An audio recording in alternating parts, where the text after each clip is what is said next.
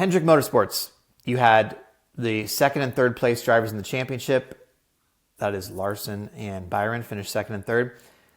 Again, Chase Elliott and friends collectively finished 10th in owner points, made the playoffs and made it a good run at it, had a shot at making the Final Four, really. And then Alex Bowman and friends collectively were P20. So obviously disappointing there. So what is the outlook here? So, it sounded like when Chad Knaus has sort of talked about this a couple times, at least that I've heard, it seems like they're a little bit like, I don't know, with us not having a new car, that could set us back. However, it's Hendrick, and you feel like they're going to figure it out. And it's like, also, they already are very comfortable with, the package that they've had, or, whatever they've been doing, right? Like, it got them 2 great seasons last year with Larson and Byron. And at the end of the season, Chase Elliott was really optimistic pre-Phoenix race, talking about how they were in a better spot leaving this season than they were the season before. Like he felt like they were closer to figuring things out and hitting on things.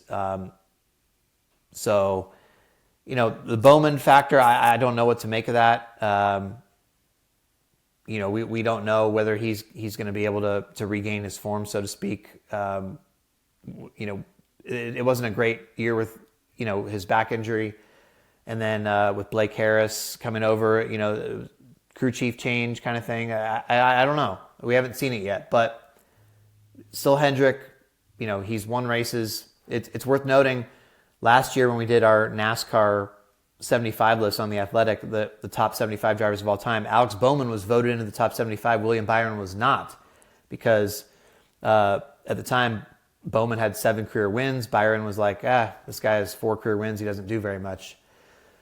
So can Byron continue his breakout? I think so. Larson is going to be Larson. Elliott will probably be better. Bowman can get up there. So I feel like it's going to be actually potentially more wins for Hendrick this year, and they led the series in wins last year. Yeah, I mean, I think when Kyle Larson and William Byron, I'm going to kind of lump them together. I think they're each going to have 3 or more wins. They're going to be among the lap leaders. They're going to they're going to do all of the big things that we expect from them. I think one of those two is got a very good chance to win the regular season championship. I think one of those two has a very good chance to win the championship. I did a preseason rankings again on The Athletic. I had Larson number 1, I had Byron number 2, and I think that's great. The only little question I had with William Byron, and we've seen this from a lot of drivers, is they have that one great giant year, and then they don't always follow it up because it's really hard for a lot of reasons. We've seen Casey Kane do it. We've seen some other drivers do it. Kyle Larson's been part of that too. He had that big, finally won races, and then the next year goes winless. I'm not saying that's going to happen with William Byron, but it's just kind of something to watch. Is how do you follow up the success? It's not going to come easy. But the thing is, as great a year as they had last year, they could have been even better. We've talked about that. They left some wins on the table. But I do think the 5 and the 24 teams are going to be great this year. The 9 team, I'm going to kind of just write off last year for Chase Elliott. Everything that could go wrong went wrong. Injury, suspension. When he came back, they had some good runs. They didn't have good runs. They were kind of chasing it a little bit last year. Listen, what Chase Elliott is at this point, and we have seen it. And so, at a minimum, I think 3 wins, and expecting him to finish near the top of the regular season championship is what our expectations should be. And we have seen great drivers, great teams have that kind of year where it's bad. They don't win a race, and it happens, and they rebound well. We've seen Denny Hamlin do it, and by the way, 2 guys in 2022, Martin Truex Jr. didn't win a race, Ryan Blaney didn't win a race. They came back the next season. Truex won the regular season title. Blaney won the championship. So I think that is the path that Elliott's going to be on. Alex Bowman's a really big question mark for me. It's like, what version of Alex Bowman are we going to get? Are we going to get the version pre-injury where he was atop the series standings, had the best average finish, and was outrunning his Hendrick teammates consistently? Or is it the other version where he came back and they were just okay? I think they had like 2 or 3 top 10s the rest of the way. I'm also going to give him the benefit of the doubt. We know those back injuries. We've heard drivers talk about it. It's hard. Like, you lose the feel in the car, right? And it's hard. And to give right adjustments to know what you're going to do. I think Alex now healthy and off season to get healthy. Blake Harris is a really good crew chief. I think this team is going to be okay. I think you can pencil in Alex for at least a win, maybe 2, and a playoff berth. Oh, okay. I thought you were sort of an Alex Bowman hater previously, so that's There's no hating. It's just huh? factual analysis. Well, then that's I'm just saying that's I didn't think you were going to go there. I am surprised to hear you think that one of the Hendrick cars is going to win the regular season championship just based on what we talked about with Chevrolet not having a new car. That in itself. Yeah. So you're still confident that that's not going to change the balance of power. I don't know. I mean, it may, but we don't know. And so I'm just kind of assuming that like Hendrick is Hendrick. Hendrick does a really good job of always staying in the mix and staying competitive. And they have such a smart talent pool over there to lean on. Yeah, they don't have the newest car, but it's not like they're just gonna like throw their hands up and you're like, oh well, shucks. No, there's some really smart guys over there, and let's be honest, their drivers are damn talented. Yeah, I think we've only seen sort of the tip of the iceberg with Byron. Yeah. Like yeah, he didn't win the championship last year, but he made his first Final Four. He's getting better and better and better. He's still young. I mean, he's definitely going to win multiple titles. 2311 Racing. Yeah. Tyler Reddick finished sixth in points. Bubba ends up P17. Now you go, wait a minute. Bubba made the playoffs. How could he be P17? You remember the 9 team made the playoffs. Bubba got the last spot and in driver wise, but he did not get in owner wise. So Bubba ended up finishing top 10 in driver points, but owner points he was P17. So it's a little bit weird, but we're going by owner points here. But Reddick, after we both pick him to be out in the first round of the playoffs? Yeah, I believe that is correct, Jeff. Yes. Because talk about a team we didn't trust. I mean, they had so many mistakes. They would show speed, but we're like, no, man, like how can you trust them? Something's always going wrong, pit crew wise or a mistake or whatever. But then they got in the playoffs, they put it together. And you're like, okay, all right, yeah, he's making a run here. By the way, again, I'm not trying to do too many spoilers here. I hope people aren't going to get upset at this. But there's a moment in Full Speed where Alexa, his now fiance, is sitting in the motorhome watching Martinsville as Reddick's chance is slipping away. And she's telling the camera, she's like, I just want to grab him and shake him and tell him to effing drive through them. And, she's like, she just wants Reddick to run people over. And she says he's being too nice out there. I don't think that would have made a difference at Martinsville. Like, they just didn't have it. But is there something to you wanting to see more aggression from Reddick? Is there something where do you think he's being too nice in a way or anything along those lines, Jordan? Absolutely not. I don't think that's Tyler Reddick's issue at all. I mean, nice guys can finish first in the sport. Martin Truex Jr. is an example of that. I would say Chase Elliott's probably an example of that too, to some degree. Reddick's issue last year was not when you've got potentially winning race cars of not winning races, and not even that necessarily, not finishing in the top 5, not finishing in the top 10. They threw a ton of points away last year. He had a very, very good first year with 2311 Racing. That said, it could have been even better. And on the days when something happens, this team needs to show resiliency of, okay, that was a mistake. We are not going to let this snowball. We are not going to let this happen and compound itself where there's going to be a second and a third mistake. Remember Michigan last year? That kind of thing. That's what this team needs to do. It's not about Tyler Reddick being nice or, needs to be more aggressive.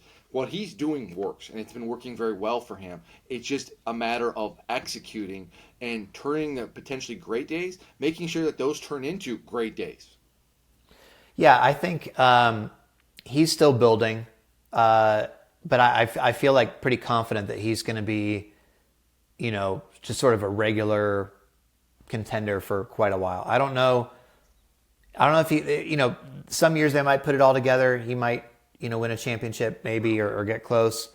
But I feel like even at a minimum, he's the kind of guy that gets the most out of the car. And if they can clean stuff up, as you said, they will just sort of be there and be sort of a constant presence. I think he's sort of established himself as someone who's going to be around. Bubba, I feel like, is more up and down. They put it together last year when they needed to. They made the playoffs. He advanced through a round of the playoffs. And you feel like, okay, like they've built progress. But then you also look at, I guess they had a better year overall than the year before, consistency-wise. But then I look at the year before when he goes out and wins Kansas and dominates, and you're like, dang, he's really arrived now. And then they went winless last year. Yeah. So, what is missing there? I mean, it's odd because his average finish went from 18.3 in 2022 to 15.9. So like he was finishing races way better. He had 9 more lead lap finishes last year than the year before. But his other stats were the exact same. 5 top 5s, 10 top 10s, 1 pole. Like exact same. So you're still feeling like, Bubba's got to make the next step or, put the consistency and those flashes of speed together, because then he could be a real contender. But it just seems like they're still in the building process to me. To me, it comes down to getting better as the race goes along. A lot of times with the 23 team, they would start out a race really strong. They'd run up front and get some stage points, but then they would kind of go the other way as the race moved along. And they didn't do a good job of always getting stage points. That was another thing. Is like come the second stage, they'd slide out a little bit. A lot of times the speed that they had at the beginning of the race, it wouldn't be there at the end. And all of a sudden they went from like finishing, it looks like they're going to finish top 5 or so, to, oh, wow, they're on the back half of the top 10 or even outside of the top 10. Richmond comes to mind last year for that. You got to do a better job of that. And you've got to do a better job of staying with the track and the conditions, and that's feedback from the team, the driver. It's the crew chief making the right calls. There has to be better communication there of what you think the track is doing and where you think the track is going, and you can do that. I think they could do well. Bubba has shown that he can win on intermediate racetracks. He's good in short tracks. We know what he can do in super speedways. The road courses, he's better. He's trying to get better on that as well. He ran, a Rolex 24 Support Series race this past weekend to work on that skill set. To me, ultimately this year is going to be defined. It's not about the playoff. Like we know that he's checked that box. It's about winning. It is about winning. If you don't win this year, it is a failed year. You have to win a race this year. You got to make the playoffs. That is the expectation at a minimum. How different is the narrative? Because, again, watching Full Speed back, you kind of forget how close Bubba came to winning at Texas in the playoffs and ended up finishing third after he got passed, in a late battle for the lead. How different is the narrative for Bubba if he wins Texas in the playoffs, advances, That's everything. Because the one knock on them last year is, like you said it, they didn't win. Yeah. But if he, not only did he would have won Texas, I'm looking at it, he led 111 laps last year at that race. Like, he controlled that race. It was very much like Kansas the year before. So you go into a playoff race, you win, you dominate, you win, and you lock yourself into the next round. Like, that's everything. Like, that's the thing. And that's where he has to be, for lack of a better term, you've got to kind of raise your clutchness a little bit, right? Like, when those moments arrive and you've got an opportunity to win, you got to figure out a way to do it. You got to rise to the occasion. But it's tough with him because I feel like he is, he really thinks about the pressure a lot and can kind of get consumed at times by the pressure. So it's like you don't want to.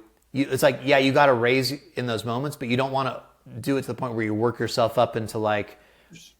Too much. It's too much. Like you have to still be able to perform, And there's different ways to handle it, and you've got to find out a way what works best for you. But that is part of this, though, and that's part of big league sports. Is when those moments come, you have to figure out a way to channel it and to execute when the spotlight's on.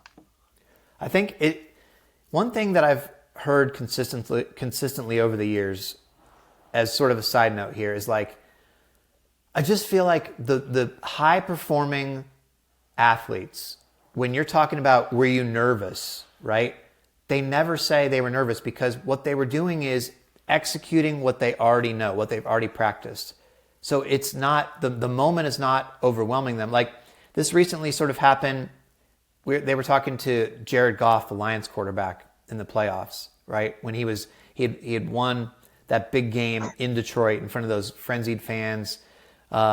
And he was saying he felt like the most comfortable and calm that he had like ever felt in game, despite all this, Detroit was like putting, we want you, they're chanting his name, all this stuff. And that he calmed down. Like, I think to perform at the highest level in some ways, you sort of have to have that that state of calmness. Like when you talked to Byron last year, the times that Byron was not performing as well as when he was getting almost rattled. Like at Martinsville, with the heat getting to him, he was getting sort of frustrated and frazzled.